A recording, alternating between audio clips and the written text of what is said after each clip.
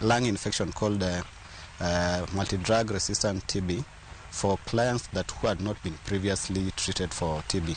This in one way is attributed to the risk of them being within the mining shafts. Kama chalo kae ni nyasi mano mar golo nyathi oko en achiel kuom chenro mathoth ma kanisa mano mar roho osebedo kaketo maino to chutho ni mar lombo oganda makwar mano manyiso mor mar ge kinde mitayo nyasi makamano. Kata kamano oganda osebedo kapenjore ni ere gimomiyo nyathi ma igolo oko ithoro dir malo e kor yamo. Gino mabuogo chuny ni dibed ni nyalo kelo midhiero ne nyithindo.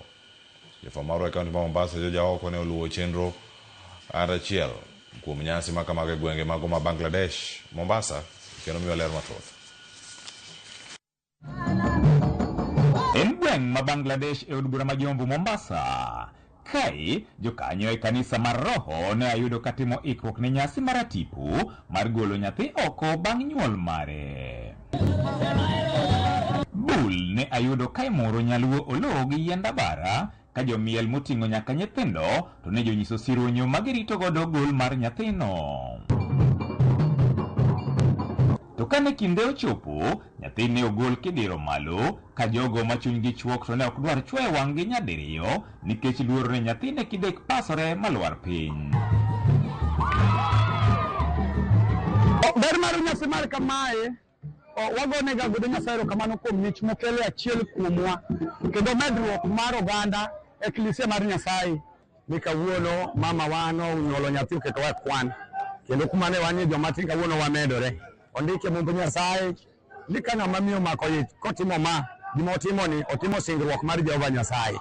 Waluongo mitwe yot kanyo kuom dwe achiel gi wik achiel ka nyathi mawuoyi ka nyathi manyako to ndalo 80. E chikwa wan kaka joro wakano miyo to kowuothi nyathi nok gol oko onge ng'ama tinye kuom ndalo go te. Joma nokanego kende manyalo mule gi jonyuolne mule nikech oritore kata nyithindo matindo nyalo mule. Gima mako dhok en ni magi duto timore ka nyathi to ling' thi mok ywagi kendo buonja. Penjo en ni to ang'o momiyo nyathini ok ywagi kata chunye ok tingre e seche ma idire malo. Nyathini buedhi nikech sama ni kano nyathine ot nitie jodolo kata mete manodhi moketo nyathine ot kasingo ne Nyasaye weche moko. Koro kogole i ot to wuoni mar Nyasaye bedo kode sama owuok oko kendo ok onyal ywak. Ok aneno ga moywak nyaka nini. Ok aluor nikech en gima osebedo katimore e kaja mar roho. Nini kata ywak ne nyathi ywagi. Nyathi ok ywagi, nyathi mor ma kata nyathi ok dong. Ni bende apenjo ni to en ang'o hihi mamiyo nyathini idiro malo. Nyasi maigolo nyathi kitwak timbewa en riego tuo mar wasegone nyawa wacho nyawa matkore kuome onge. Diro nyathi malo tiende ni imiyo nyathi gimiluongo ni puonjruok maler e nyim Nyasaye. Kendo tuoche manyalo bedogo kaka misou chalo ng'ama irwaye. Mano emomiyo kata seche mineno wite malo to nyathino lino ok ywagi. Yuogi osedhi to chiemo osedhi. Nyathino biro dongo e chia kendo kane gi ngima. E nyasini gikoni ok en ng'ata moyiene mulo kata diro nyathini malo. Jok mopuodhore man kod ritruok maromo ema diro nyathino. To nikech nitie jok maonge kia ritruok mar nyathi matin monyuol. Nyathi en ng'ama ler. Koro kodire gi joajia bende sama ok nyal wuok maber ahinya. Koro jok mane dirego mago jok man kod ritruok kendo kod dimbruok mong'eyo gima nyuolno en. Pok awito ga molwar nyaka nene.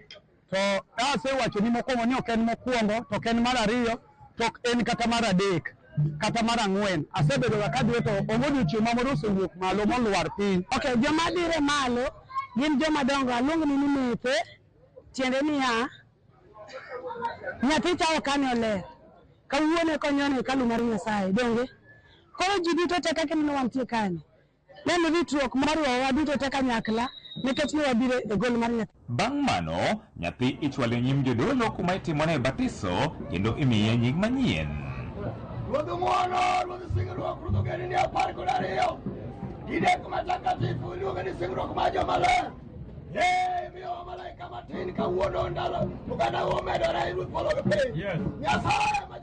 En nyasi makawo odiochieng' mangima kendo orumo gi migago ma itimo e od gi nyathi. Koro en gima ng'iyo dalana ni nyaka timene nyathi konyuol. Eka aneno ka gidongo e ngima moro maber maonge tuoche mang'eny. Ma nyathi ma koka timo kamano to chanda gi tuo kendo bedo ne mangima bedo maber. Koro omiyo en mor mare nyaka mar jowuothne nyaka mar kanisa ma en. Anta go kanisa mar kwar bori koro kamano maduong'. Kae mondo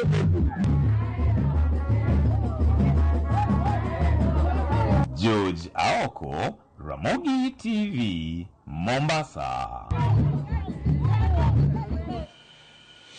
Ai rokawana ya George Aoko. Gino paro na mabor. Paro na Kisumu. Nyathio moro nitiere. Mano luongo kata ni onyuole. Mano nyathi babana Joseph Okut. Ne omiel ahinya. Kiwinjo ka kata mar roho kende. Ne gin e kanise mopogore.